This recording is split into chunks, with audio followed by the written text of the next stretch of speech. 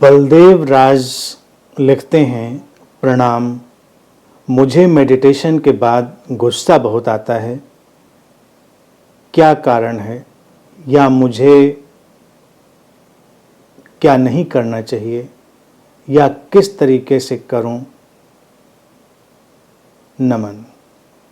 मैं समझता हूँ, लिखते हैं कि क्या नहीं करना चाहिए और ध्यान के तरीके में कोई कमी है क्या, ऐसा मुझे लगता है पूछते हैं। देखिए, गुस्सा आता है तो अपने गुस्से का पहला काम तो ये करें, स्वीकार करें, नंबर 1 चीज। और ध्यान के बाद गुस्सा आता है ऐसा लिखा है, तो ध्यान क्या करते हैं ये चीज स्पष्ट करें। पहले ध्यान में हम क्या कर रहे हैं, कोई विधि कर रहे हैं, कोई टेक्निक अप्लाई कर रहे हैं, या ध्यान एक समझ की तरह हम उसको अप्लाई कर रहे हैं।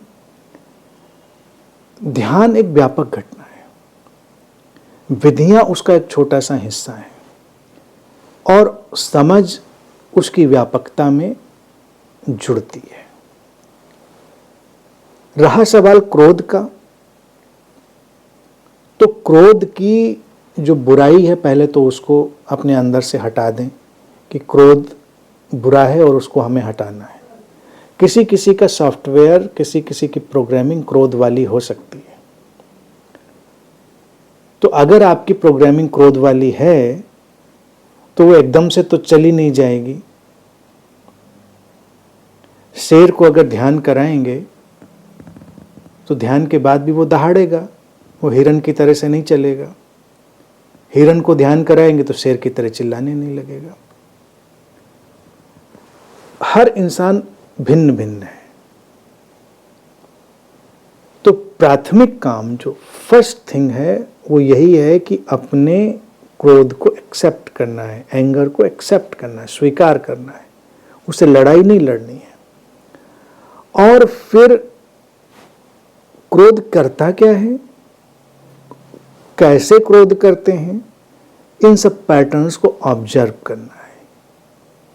क्योंकि अगर हम प्राथमिक रूप से ही क्रोध को हटाने का काम करेंगे तो वो कभी हटेगा नहीं। हम उस पर फोकस्ड हो गए, हम जो कुछ भी करेंगे फिर ध्यान के नाम पर वो उसमें घी डालने का काम करेगा।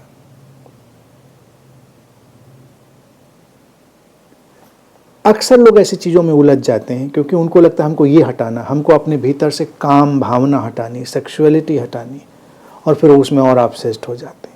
किसी को लगता है कि हमें अपने अंदर से भय हटाना है और वो भय से और ऑब्सेस्ड हो जाते हैं। ये क्रोध, इसीलिए हमने सुना होगा अक्सर इन शब्दों का ही उपयोग अक्सर किया था, काम, क्रोध, लोभ, मोह, अक्सर यही शब्द सुनाई देते हैं ना, क्योंकि ये इतने नैसर्गिक मनोभाव हैं व्यक्ति के भीतर कि ये आते जाते ही रहते हैं। नैसर्गिक हैं, इसीलिए व्यक्ति के भीतर आते हैं और इसीलिए उसको पीड़ित भी करते हैं। मूल बात देखिए इसमें यह है कि क्रोध का सॉफ्टवेयर होगा अंदर, तो उसको एक तो स्वीकार करके चलना है, और अपनी अगर कोई ध्यान विधि करते हैं तो अपनी ध्यान विधि में बदलाव कर सकते हैं। या कुछ दिन सुने मुझको और ध्यान सूत्र पर व्यापक रूप से ध्यान के बारे में जितनी समझ संभव हो सकती है वो सब मैंने देने की कोशिश करी है, और YouTube पर हर अल्टरनेट डे पर वो सभी को सुनने को मिल रहा है। और भी मैंने बहुत बोला है, आप जाएंगे जब YouTube पर तो सुनेंगे, ध्यान के बारे में मैंने बहुत बोला है। जितना संभव हो सकता है जिस जिस कोण से वो सब बोल दिया है, उसको सुने, समझें।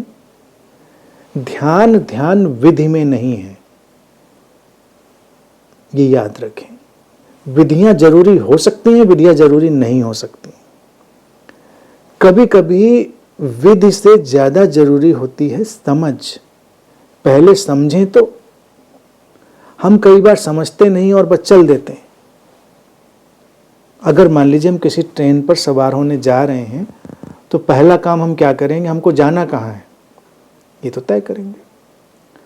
और ध्यान में हम क्या करते हैं, हम ये तय ही नहीं करते कि हमको जाना कहाँ, हम ट्रेन में बैठ लेते हैं और कौन सी ट्रेन में बैठेंगे नहीं बैठेंगे इस सब का भी हम आकलन नहीं करते।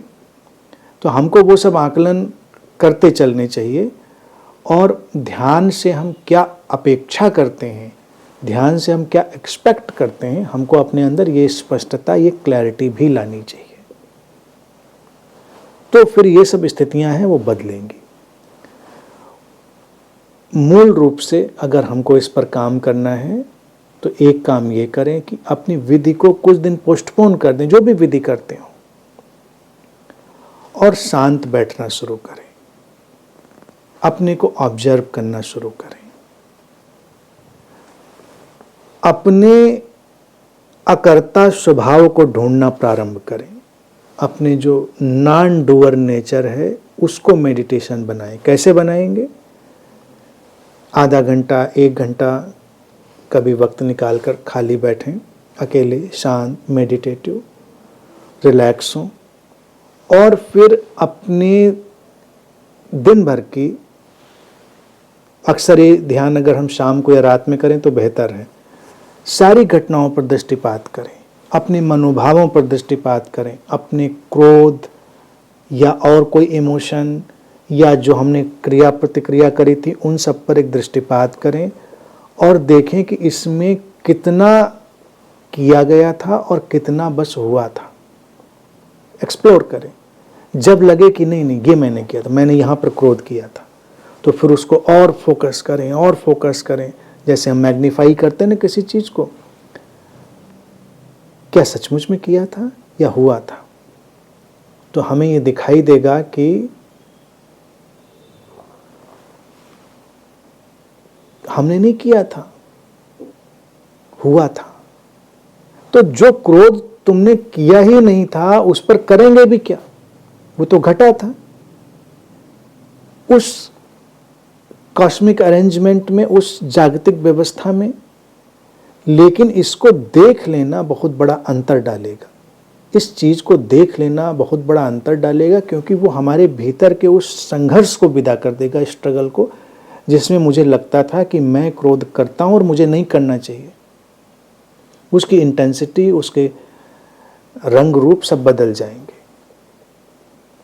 इस प्रयोग को करते रहें और जितना ज़्यादा इस अकर्ता स्वभाव का एहसास बढ़ेगा उतना ही ये सारे मनोभाव संतुलित हो जाएंगे, क्योंकि वो आते उतने विभत्स रूप में नहीं हैं, हम उनको और विभत्स बना देते हैं। जैसे कभी देखा हो कोई चिड़िया उड़ती हुई तुम्हारे कमरे में फंस जाए, तो बेचारी चिड़िया क्या करती है?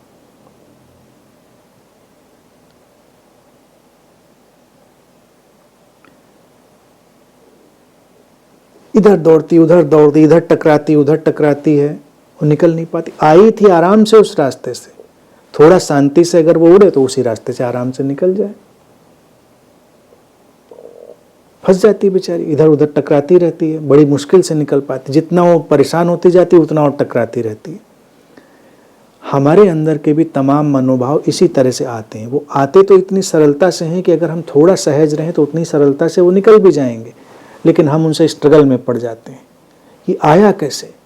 इसको आना नहीं चाहिए था, इसको अब निकालना है, इस पर हमें काम करना है। और हमको समझाया भी गया है कि हमको अपने क्रोध पर काम करना है, हमको अपने अहंकार पर काम करना है, हमको इस पर काम करना है, उस पर काम करना है।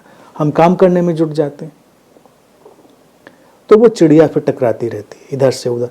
जो चिड़िया निकल सकती थी बहुत सहजता से, वो फंस के रह जाती है। तो क्रोध भी एक चिड़िया है, काम भी एक चिड़िया है, लोभ है, सब अलग अलग तरह की चिड़ियाएँ हैं। अकर्तापन का जब अन्वेषण करेंगे, एक्सप्लोरेशन करेंगे, तो यही चीज़ समझ में आएगी, जिसमें वो खिड़की, वो दरवाज़ा सहजता से खुला रहेगा और जो सहजता से आया है वो सहजता से चला जाएगा। और नहीं जाता है, आप स्वस्थ और प्रसन्न हो जाते हैं तो आप क्रोधी ध्यानी हो जाएंगे। ऐसा ध्यानी जो क्रोध भी करता है तो कोई समस्या नहीं। क्यों आप बुद्ध जैसे शांत होना चाहें, आप दुर्वासा जैसे ध्यानी भी हो सकते हैं। भारत में हमने दुर्वासा जैसे ऋषियों को स्वीकार किया है और हमने उन्हें ऋषि कहा है। कोई कहेगा कि दुर्वासा को ऋषि क्यों कह दिया? भारतीय दर्शन में हमने घटनाओं, कहानियों, दृष्टांतों में भी दर्शन की बड़ी बड़ी चीज़ें हमने रखी हुई हैं। हम कहते हैं दुर्वासा ऋषि हैं, परम ऋषि हैं। उनको ज़रूरत क्यों है कि वो कृष्ण की तरह मुस्कुराएं, बांसुरी बजाएं? नहीं, आता है गुस्सा, आ गया किसी बात पर, पिनक गए, तो कुछ पिनकी ध्यानी हो जाते हैं, बात बात पर पिनक जाते हैं। कोई बात नहीं, आप ऐसे ही हैं, मान लीजिए। हमारे यहाँ बुद्ध जैसी शांति की संभावना है, हमारे यहाँ महावीर जैसी स्थिरता की संभावना है, कृष्ण जैसे उत्सव और संगीत की संभावना है, प्रेम की संभावना है, राम जैसे शौर्य की संभावना है, दुर्वासा जैसे क्रोधी ध्यानी की भी संभावना है। तो अगर ये सारे अकर्ता वकर्ता का सब करने के बाद भी आप पाएं कि नहीं, वो चिड़िया आती है क्रोध की तो उपद्रव तो करती ही करती है, तो आपके यहाँ उस चिड़िया के आने का तरीका ढंग ऐसा ही होगा, उसको स्वीकार कर लें और अपने ध्यान को पूरी डिग्निटी से एक्सेप्ट करें। कभी ये न माने कि मैं कैसा ध्यानी क्योंकि मैं तो क्रोध करता हूँ।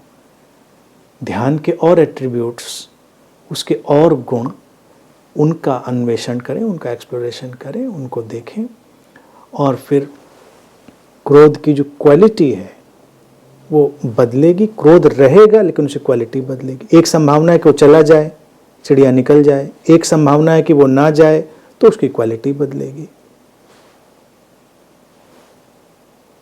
तो कोशिश करें इस बात को समझने की।